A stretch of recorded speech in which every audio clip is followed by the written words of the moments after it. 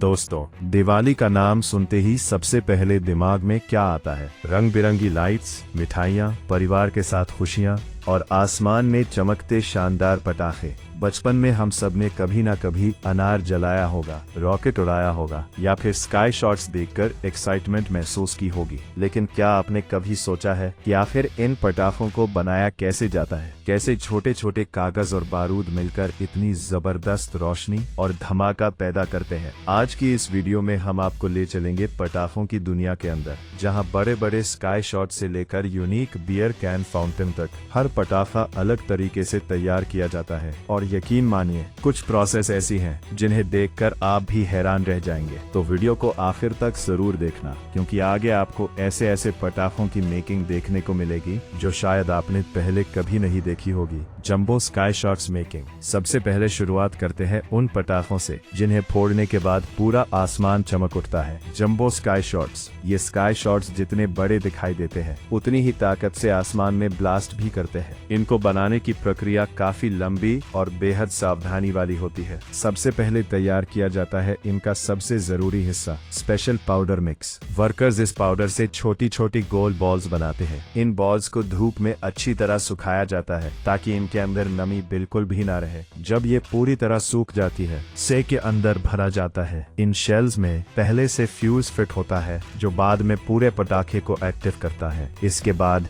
हर shell को मोटे paper से सील किया जाता है ताकि अंदर हवा ना जा सके। अगर हवा अंदर चली जाए तो स्काई शॉट्स सही तरीके से ब्लास्ट नहीं होंगे। अब दूसरी तरफ बड़े बड़े कार्डबोर्ड ट्यूब्स तैयार किए जाते हैं। इन ट्यूब्स में नीचे की तरफ बारूद भरा जाता है और ऊपर स्काई बॉल्स को सेट किया जाता है। फिर एक एक करके कार्डबोर्ड डिस्क लगाकर पूरे ट्यूब को पैक किया जाता है। आखिर में इन ट्यूब्स को मजबूत पेपर से रैप कर दिया जाता है और तैयार हो जाते हैं विशाल जंबो स्काई शॉट्स। जब ये रात के अंधेरे में फूटते हैं तो ऐसा लगता है जैसे आसमान में रंगों की बारिश हो रही हो। अब बात करते हैं फाउंटेन क्रैकर्स मेकिंग। अब बात करते हैं उन पटाखों की जिन्हें जलाने के बाद लगातार चिंगारियां निकलती रहती है, फाउंटेन क्रैकर्स। मार्केट में आपको छोटे बड़े कई तरह के फाउंटेन देखने को मिल जाते हैं, लेकिन फैक्ट्री में इन्हें बनते देखना अपने आप में बहुत दिलचस्प होता है। इनको बनाने के लिए सबसे पहले छोटे प्लास्टिक कप्स लिए जाते हैं। इन कप्स के नीचे पहले से छोटा सा होल बना होता है। वर्कर्स बारूद को छोटी थैलियों में भरते हैं और फिर उन कप्स के अंदर डालते जाते हैं। ऊपर से गोल पेपर डिस्क रखी जाती है और मशीन की मदद से उसे कसकर दबा दिया जाता है। इसके बाद कप्स के नीचे मिट्टी भरी जाती है। ये मिट्टी पटाखे को मजबूत बनाती है और जलने के दौरान बैलेंस बनाए रखती है। पहले हाथ से मिट्टी भरी जाती है, फिर मशीन से उसे अच्छी तरह प्रेस किया जाता है और बस कुछ ही देर में तैयार हो जाता है एक चमकदार फाउंटेन क्रैकर, जो जलने के बाद रंग बिरंगी चिंगारियों की बारिश करता है। Beer can fountain. अब बारी आती है सबसे यूनिक पटाखे की, जिसे देखकर पहली नजर में कोई भी धोखा खा जाए। Beer can fountain.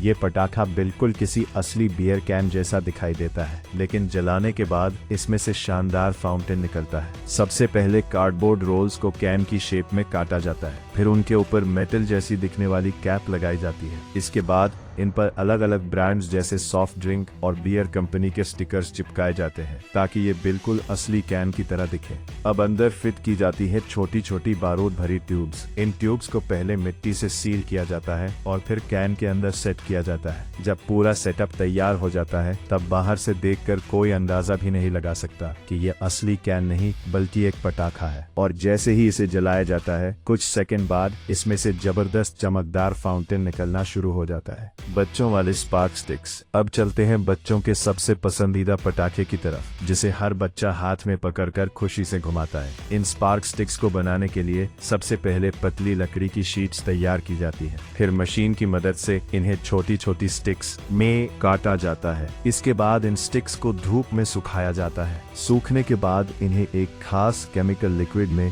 डुबोया जाता है, जो जलने पर चमकीली चिंगारियां पैदा करता है। फिर इन्हें दोबारा सुखाया जाता है ताकि ऊपर की कोटिंग पूरी तरह सेट हो जाए। जब सारी स्टिक्स तैयार हो जाती हैं, तब इन्हें पैक करके मार्केट में भेज दिया जाता है। यही वो पटाखा है जिसे बच्चे सबसे ज्यादा पसंद करते हैं, क्योंकि इसमें ज्यादा आवाज नहीं होती लेकिन चमक भरपूर होती है। Candle sticks making. अब देखते हैं कैंडल स्टिक्स की मेकिंग। ये पटाखे दिखने में पतले होते हैं, लेकिन जलने के बाद लगातार आसमान में रंगीन फायर छोड़ते रहते हैं। सबसे पहले मशीन कार्डबोर्ड पेपर को रोल करके लंबी ट्यूब्स बनाती है। फिर उनके नीचे क्ले भरी जाती है ताकि निचला हिस्सा मजबूत हो जाए। इसके बाद अंदर बारूद और फ्यूज डाला जाता है। ऊपर से रंगीन स्टिकर्स लगाए जाते हैं ताकि ये और ज्यादा आकर्षक दिखाई दे। जब ये पूरी तरह तैयार हो जाती हैं, तो जलाने के बाद एक के बाद एक रंगीन फायर निकलने लगती है। अनार मेकिंग। दिवाली हो और अनार ना जले, ऐसा तो हो ही नहीं सकता। अनार बनाने के लिए सबसे पहले कार्डबोर्ड को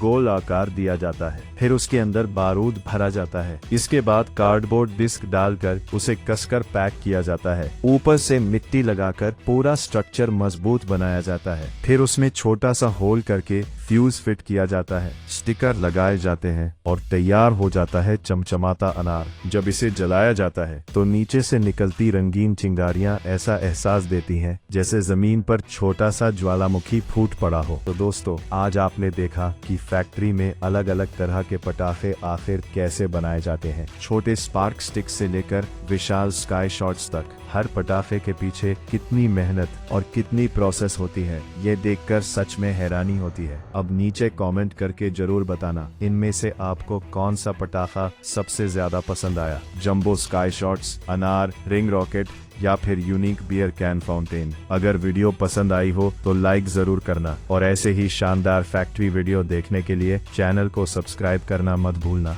मिलते हैं अगली वीडियो में।